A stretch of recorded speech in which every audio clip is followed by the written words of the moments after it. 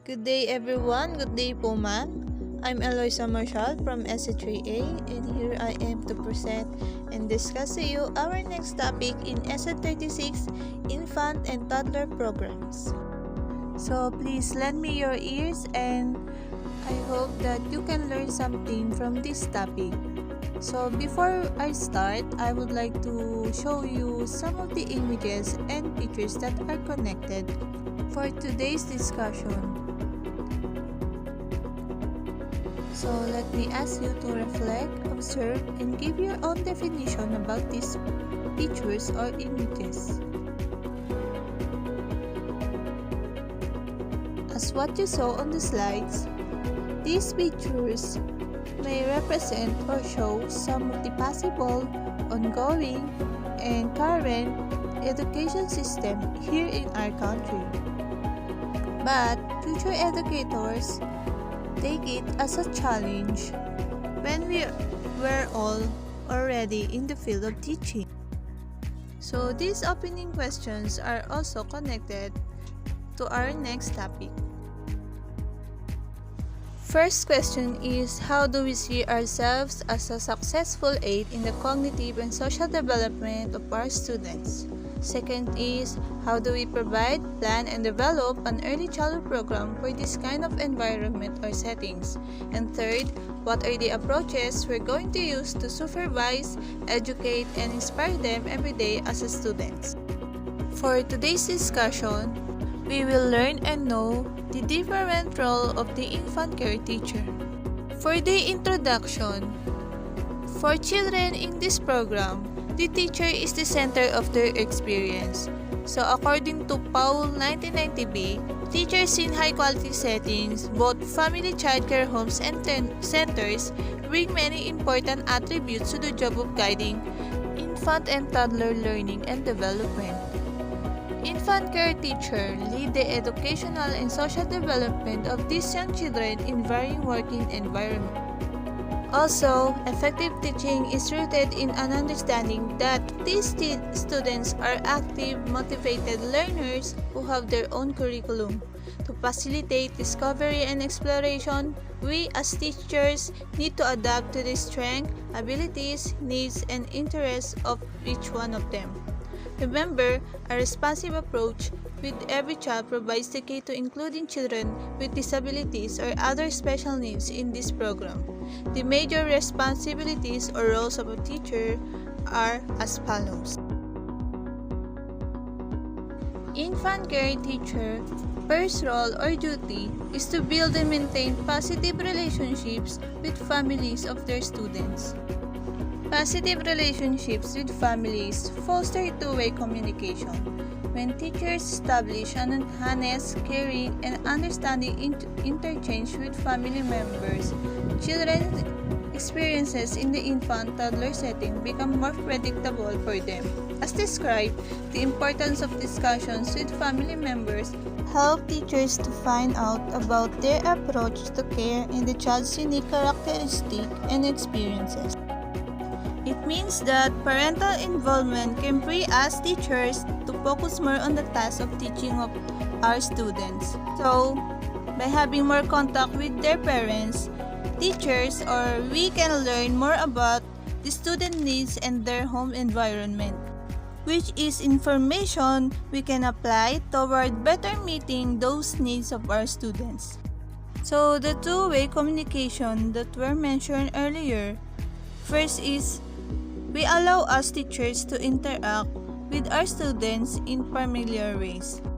It means that we are already aware what are the factors that they may encounter or faces outside or not only exist inside the classroom, what kind of environment they may with, and what are the indicators of their learning, behavior, development, and also the way they interact inside the classroom. Second is we build connections. So for example, this is the essence of having PTA or the Parent-Teacher Association. So by this relation, we are able to share, give time to talk with their parent, give feedback to their child's performance, and magawa natin ng paraan kung paano masusolusyonan yung mga shortcomings with the help of their parent. Let's proceed to our next role, which is to build and maintain positive relationships with children. Teachers build meaningful relationships with children during ordinary and everyday interactions. For example, first is a mutual case with a 4-month-old baby. So at this moment, this child feels more secure. Next example is a moment of eye contact with a 12-month-old child scooting across the room. So in this instance, the child becomes more willing to explore. And the third example is a 2-year-old's interest in his image in the mirror. So it means that the child gains a stronger sense of self. So these given examples will give us insights that children will learn naturally with their environment. Teachers can use a variety of strategies to build positive relationships with their students. So according to Joseph and Strain 2006, relationship building is like depositing money in a piggy bank.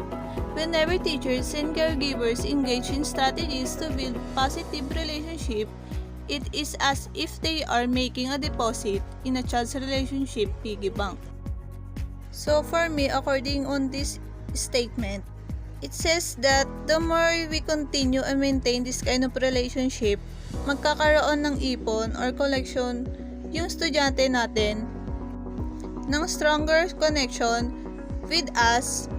As a result, it will reward them with positive outcomes also. The third role of an infant care teacher is prepare the environment. The physical environment communicates powerful messages to infants and toddlers. The design of children's environment is crucial because it affects children in many ways, including their physical and emotional safety and learning experiences. So how do we provide a well-organized environment? So if we say well-designed or well-organized environment, it should be stable and predictable, because constant changes can be confusing to them. Second, it should be safe and appropriately challenging. Third, it should provide appropriate choices for the children. It should also invite children to move freely, furnish with chairs and other equipment the right size. Also, it should adapted to all children in the group so that every child can participate in the daily experiences. This kind of environment also offered peaceful places, areas to be active, and places to explore materials rather than one large cluttered room.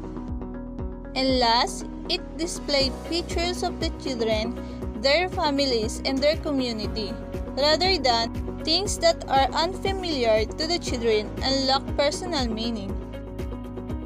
So in this role, our main goal is to make everything in the environment say to our student that this place is for them or this place is their home also. So creating an environment that matches our students' developing abilities and interests requires careful observation and thoughtful planning, because teacher, we have to consider and know that their setting can affect every area of their development and growth. We should also support their learning by sustaining a safe and healthy environment. So as teachers, we need to have initiatives to always check and inspect their environment or their setting regularly for safety hazards and unexpected incidents that may happen.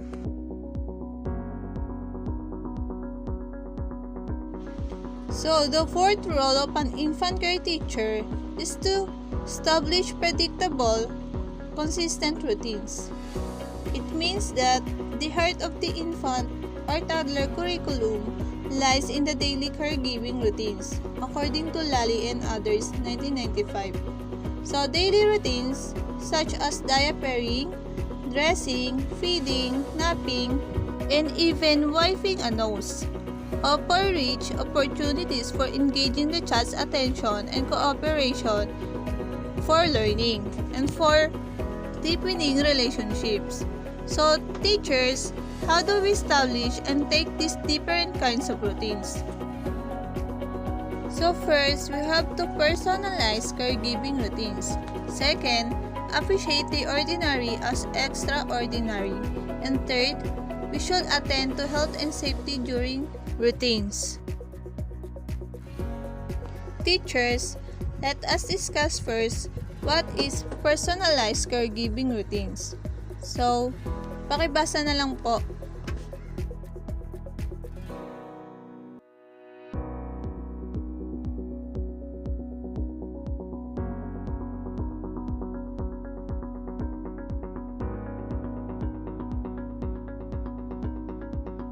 So, in this kind of routine, we should respect and be aware that our student has different way of acquiring the learning process with his or her environment.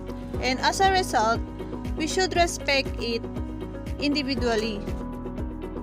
So second, how do we appreciate the ordinary as extraordinary?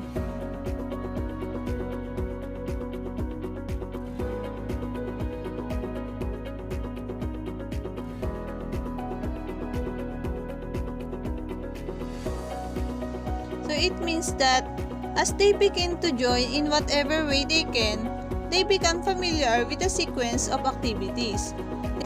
And through their participation in everyday activities, our students begin to develop ideas about their surroundings that will help them one day sort out that their experiences the way adults do.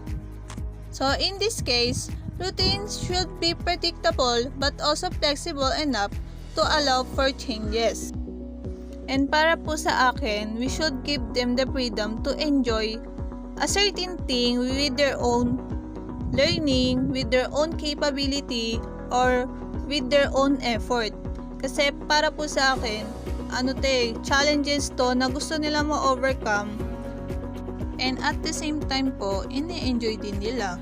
So as an adult, as their teacher, we should give them the opportunity if it is available and kaya nila, as long as andun yung guidance natin, and take it as their achievement, small achievement, slowly but carefully po. So okay, let's proceed to our last schedule, which is attend to health and safety during routines.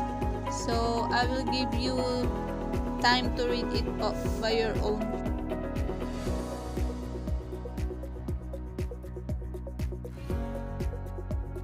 My explanation about it is, one of the basic practice we can impart to them is the regular hand washing.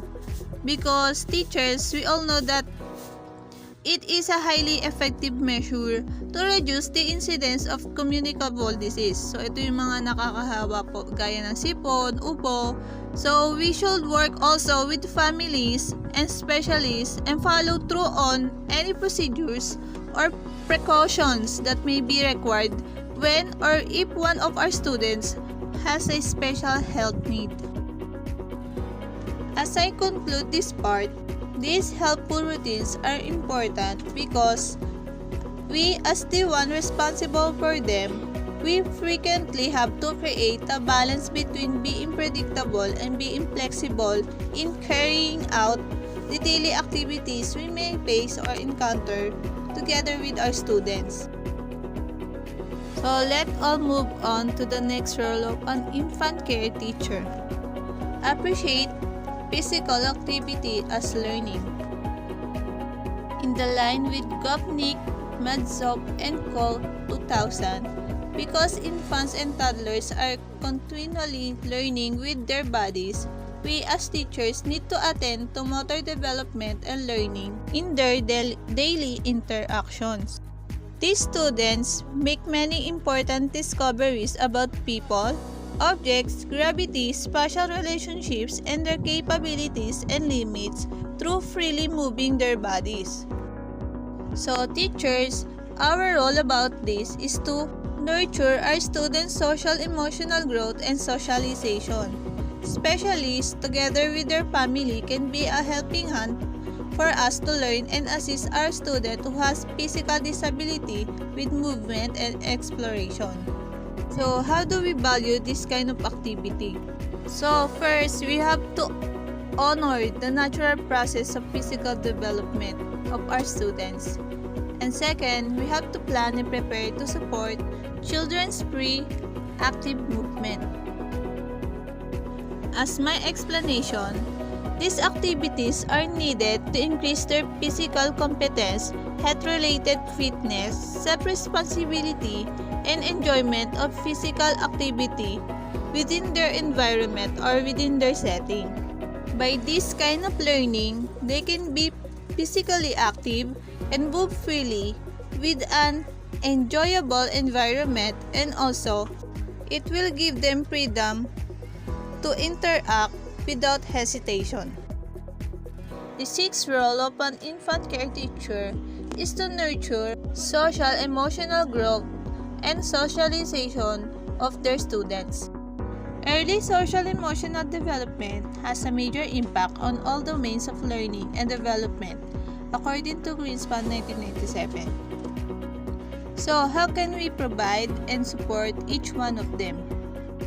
So first, we have to support identity development of our students. So identity development defined as representation of the self with different aspects. So teachers, how do we support this development? So basically, by letting the child know that his family and his home language are important. We should also respect and engage ourselves in simple rituals at mealtime or nap time of our students that are similar to their rituals at home. We can also support our student by speaking his or her home language, and it is a big factor kung e-effortan natin na makapagsalita ng mga few familiar words na kinalakihan or kinasanayan ng ating estudyante. So, by this manner or by this support in which we handle this kind of routines, it has a powerful effect on our students' developing identity. Second is, we should provide emotional support to our students.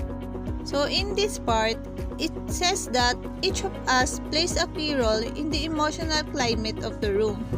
So, when a child or when our student observes her family members talking to us and smiling with us, she or he is likely to feel safe and comfortable also with us. By this relation, our student may think or remember our connection to his or her family. So, I will give an example. Diba, nakapagturo na ako sa preschool dati. So, habang nagtuturo ako doon, parang kada araw, excited sila ikwento yung mga nangyari sa bahay nila. Kasi siguro araw-araw ko din sila kinakamusta. Gaya ng, oh, kamusta kayo? Anong ginawa nyo kahapon? Yung mga ganyang questions. So, it is very important talaga na meron tayong open communication with our students. Let us encourage them to share their thoughts or feelings na hindi nila naiilalabas dun sa kanilang family. So, moving on, let's talk about the next role of an infant care teacher, which is to foster cognitive development, language development, and communication of their students. Please, pakibasa na lang po. Thank you.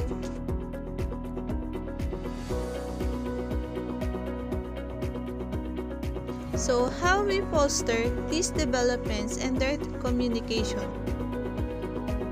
First is, we should help them to recognize their discovery and learning. Because as they explore and try to manipulate things, they are constantly make discoveries. Because for them, everything is new. They also learn new strategies for exploring and acting on these things through imitation and experimentation. Second is, we should help them to explore ideas and symbols. So, according nga po, diba, kay Brunner, when children investigate or explore their physical environments and relationships, they also explore ideas and symbols. For example, when they have conversation with adults about objects and activities in their daily lives, it will help them to come to know the name for the things like cat, or banana, or ball. They will also categorize it by saying that it is an animal, it is a food, or it is a toy. For addition, by these interactions, they find countless opportunities to explore the nature of nonverbal and verbal communication. We should also remember that their experience with language is critically important for them. So when we respond to the children's effort to communicate with us, we can also foster their language development because research says that development of a first language serves as a foundation for acquisition of a second language. The third way to foster these developments is we should teach or nurture them to love and read different kinds of books and stories. It says that experiences with books increase children's interest in the stories, ideas, and pictures they contain. So children also develop an appreciation for the stories, and as they grow older, it will help them to understand that the symbols on the page convey meaning. To make it short, storytelling, which is common in many families and communities, will foster child language learning and encourages discovery, pretend play, and development of an understanding of cultural beliefs and values.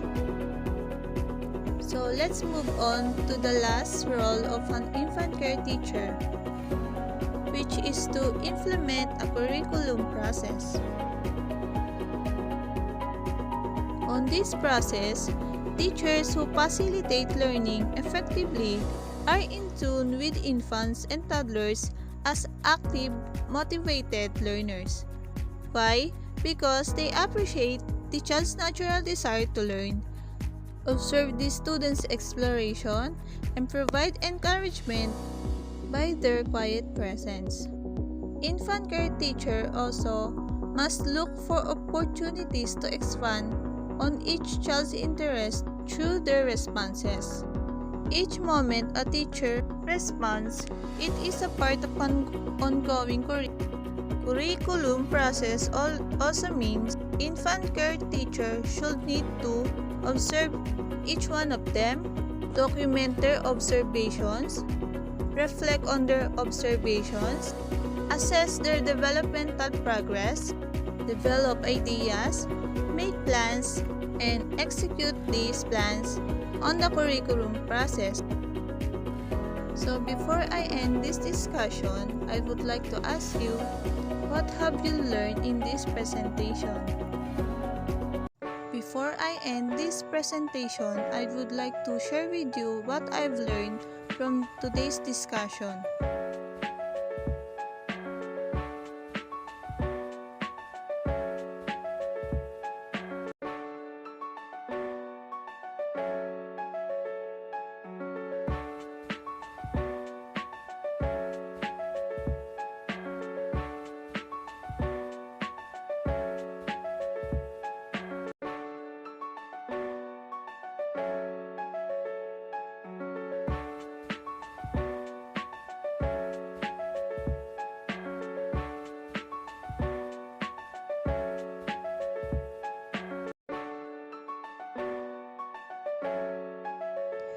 Thank you and God bless.